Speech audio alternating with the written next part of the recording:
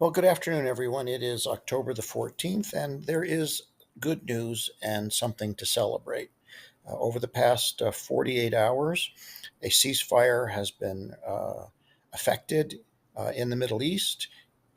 Prisoners have been exchanged, hostages have been released, and at least for right now, things have calmed down. And this is a good thing. Uh, I'm not a fan of Donald Trump, but I'm pleased that this has happened. But the media has gotten a little carried away with this ceasefire and referring to it in terms as if it's some sort of miracle and that peace is at hand and all hostilities in the Middle East have come to an end. Just a bit of an overstatement. What follows below is the exact 20-point plan in detail and a critical analysis of its strengths and weaknesses. And I think it's safe to say there's a lot yet to be delivered on this.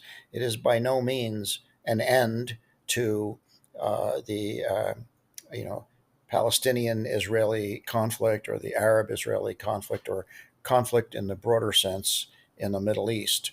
There's a lot more that needs to be done to get to that point. But it certainly is a step in the right direction. It's a ceasefire. Hostages have been released, thank goodness, and prisoners have been released, and humanitarian aid uh, will hopefully begin flowing soon. I certainly hope this peace plan works. If it does, I will tip my hat and be grateful for it. But before we get too carried away, read what I found below when I did a AI-enabled query on potential issues with this 20-point peace plan. I think you'll find it significant because I tell you, the media has just been fawning over it and not really analyzing it in any kind of deep dive or next level analysis of what the issues and problems associated with it could be. I hope it works in the long run. That would be a wonderful thing for the world. It would be nice to see this conflict be brought to a permanent end. But I find it interesting that, the Middle East was carved up after World War II by European and Western allies, and that set the stage for, you know, nearly a century of terrible conflict.